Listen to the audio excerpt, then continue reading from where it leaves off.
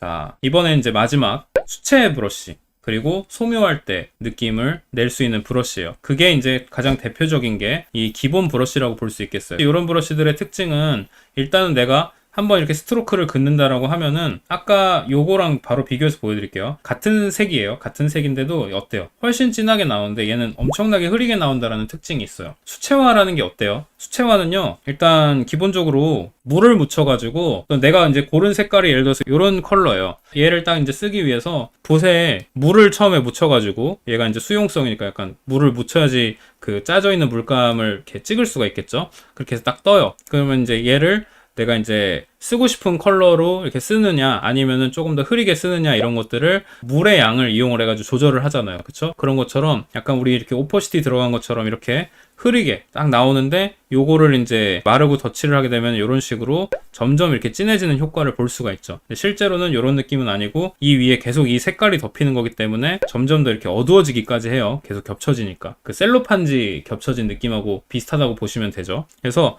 요런 브러쉬의 이제 특징은 우리가 소묘 같이 계속해서 쌓아서 묘사를 하는 게 가장 관건이라고 볼 수 있는데요. 일단은 당연한 얘기지만 지금 보여드린 것처럼 밑색을 깔끔하게 이렇게 깔아놓고 시작하는 그런 방식에서는 적합하지 않아요. 절대로. 그리고 정돈이라는 것도 사실은 이 브러쉬의 결이 잘 보여서 여러분들이 생각하는 것만처럼 뭐 구같이 이렇게 완전 동그란 물체를 부드럽게 그린다거나 할 때 의외로 이런 브러쉬가 좋지가 않아요. 계속 이렇게 자국이 생기거든요. 정리가 잘 안 돼요. 생각보다. 아까 오히려 텍스처 브러쉬들이 오히려 더 정돈이 쉬운 것들을 보실 수 있을 거예요. 이거는 정말 여러 번 이렇게 손을 대야지 이 정리가 가능하죠. 그래가지고 이런 것들로 굳이 정리하려고 했던 분들이 계시다면은 오히려 한 번 더 텍스처 브러쉬를 써보시는 거를 추천드리고요. 자, 그러면 이런 식의 브러쉬를 썼을 때 장점이랄까? 사용법을 이제 좀 알려드리자면요.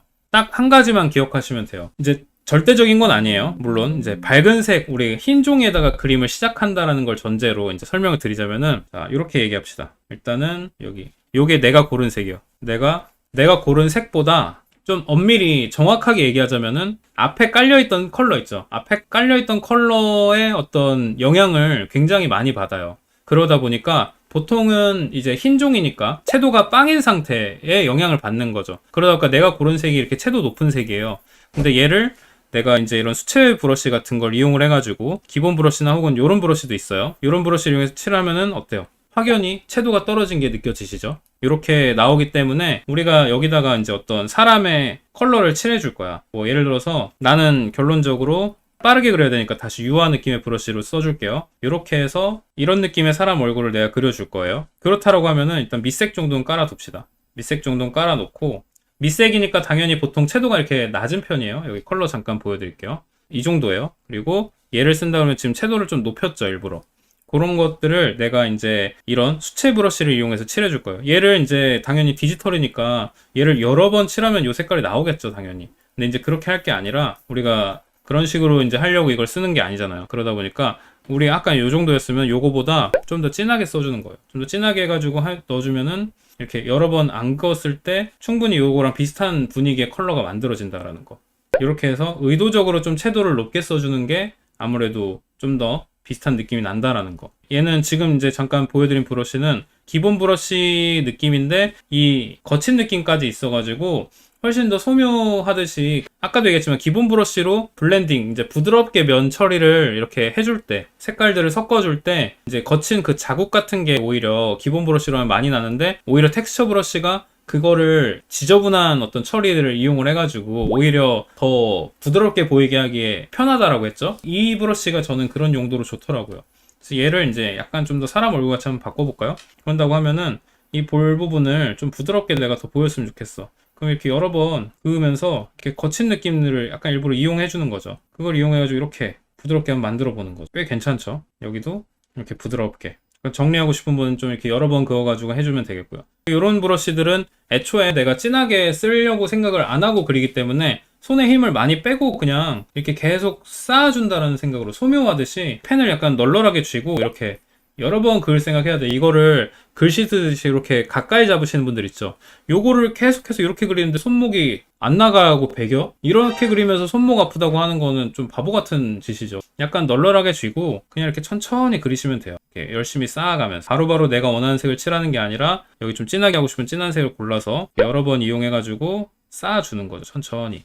이렇게 그려야지 좀 손목도 많이 안 아프면서 그림을 부드럽게 이렇게 정돈해가면서 그릴 수가 있는 거죠. 계속해서 톤을 쌓아주고요. 빠르게 초반 단계에서 정리할 필요는 없으니까요. 일단은 다양한 색깔들을 이렇게 넣어가면서 이렇게 톤을 올려주다가 좀 더 어두움이 필요할 것 같아. 그러면 좀 더 진한 색을 써주는데 아까 얘기했지만 계속해서 좀 채도를 신경 써주면서 그려주는 게 좋죠. 그래가지고 일단 이렇게 섬세하게 정리하는 건 좀 최대한 나중에 하고 일단 이렇게 좀 진하게 해주다가 나중에 이제 이렇게 콧구멍 같은데 작은 브러쉬를 이용을 해가지고 우리 소묘할 때도 그렇잖아요. 차분하게 이렇게 톤 쌓다가 맨 마지막에 이렇게 딱 정리되는 타이밍에 이렇게 진하게 또렷한 그런 연필 가지고 이런 것들을 이제 그려 나가야 되죠. 그래서 그런 식으로 판에 이렇게 좀 정리하듯이 이렇게 그려주면은 이런 형태를 이런 식으로 이렇게 쭉 풀어 나가면서 전체 굴곡을 먼저 이렇게 그려놨다가 그다음에 나중에 이제 정리하는 식으로 그렇게 처리를 하면은 훨씬 더 손쉽게 이런 이미지들을 만들어낼 수 있다라는 거. 이런 식으로 소묘나 아니면 수채 브러쉬를 이용해 주시면 좋다라는 거예요. 그래가지고 이제 이 브러쉬를 사용할 때 가장 중요한 거는 아까 얘기했지만 채도를 신경 써야 된다는 거. 이게 묽게 나온다라고. 이거 그러니까 물감 같이 상상을 해주세요. 물감. 수채화랑 유화로 구분을 해주시면 좋아요. 그래서 그런 식으로 좀 떠올리면서 우리가 이제 결국 막판에 이제 분위기에서 너무 앞에 있는 것들을 안 뭉개뜨리면서 채색을 올려주고 싶어 라고 할 때는 역시 소묘같이 이렇게 살짝씩 톤을 올려줄 수 있는 아래에 있는 것들을 많이 안 망가뜨리면서 이렇게 올려줄 수 있는 이런 브러쉬로 정돈을 하거나 약간 이제 미세한 톤 조절을 하거나 할 때 굉장히 유용하다라는 거. 그래서 그럴 때 저는 약간 이런 브러쉬를 즐겨 쓰고요. 그게 아니고 초반에 계획 세우고 할 때는 역시 이렇게 바로바로 진하게 들어갈 수 있는 이런 브러쉬로 이렇게 그리고 근데 계속해서 바꾸면서 그리는 것도 피곤한 일이니까요. 얘 자체는 이제 굉장히 부드럽기 때문에 이렇게 그냥 차분하게 큼지막하게 이렇게 좀 해놓고 뭐 조금씩 이렇게 톤을 뭐 덧대준다거나 뭐 이런 것들도 얘는 이제 좀 수월한 편이에요. 근데 이제 내가 손에 힘을 줬다가 뺐다가 이렇게 해야 되기 때문에 의외로 좀 피곤할 수 있어. 그래서 마지막에 정돈할 때는 오히려 이런 수채 브러쉬 같은 것들을 이용을 해가지고 조금 작게 만들어서 이렇게 살짝 이렇게 넣어준다거나 그렇게 했을 때 조금 다양한 브러쉬를 이렇게 이용하면서 내가 각각의 브러쉬를 기법에 맞춰서 이런 식으로 묘사가 가능하다라는 거죠. 정말 뭐 미세하게 바꾸는 거니까 이런 식으로 또 이렇게만 하다 보면은 전체 느낌이 또 잡아주고 싶어요. 그럴 때 또 유용하죠. 뭐냐면은 이제 수채화 할 때도 전체를 이렇게 딱 눌러준다거나 하는 과정이 중간중간에 필요해요. 이거 뭐 안 해보신 분들이 있을까봐 더 디테일하게는 굳이 설명 안 할 것 같은데 그냥 이걸 그리다가 여기를 전체적으로 조금 더 진하게 내가 해주고 싶은데 라고 하면은 아까 같이 진하게 나오는 브러쉬로 하면 앞에가 다 닦여 나갈 거 아니에요. 근데 수채화 브러쉬는 아무래도 이렇게 부드럽게 나오기 때문에 이런 식으로 살짝 얹어주는 것도 가능해요. 이렇게 진하게 더 어둡게 하는 것도 가능하겠고 반대로 살짝 더 전체적으로 밝아졌으면 좋겠는데 하면은 물론 전체적인 리터칭은 필요하겠지만 이런 식으로 밝게 살짝 올려놓고 그 다음에 또 어떤 처리를 한다거나 이런 것도 가능하기 때문에 또 여러 가지 이렇게 수정을 할 때도 꽤 용이하다고 볼 수 있죠. 그래서 내가 좋아하는 거를 한 가지만 쓰는 것보다 지금 제가 보여드린 것처럼 다양하게 이렇게 섞어서 사용하니까 어때요?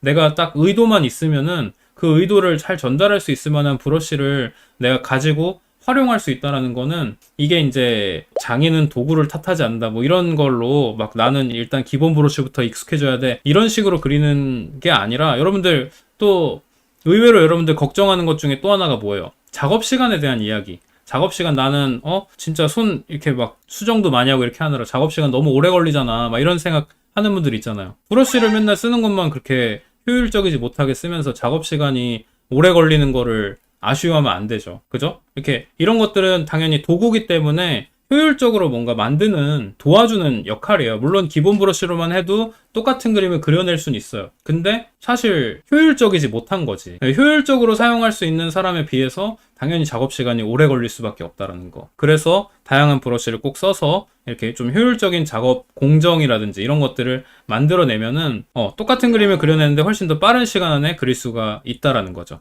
여튼 그런 의미에서 이런 브러쉬들 꼭 응용해서 잘 써보셨으면 좋겠어요. 알겠죠? 일단 설명은 한 여기까지면 될 것 같아요.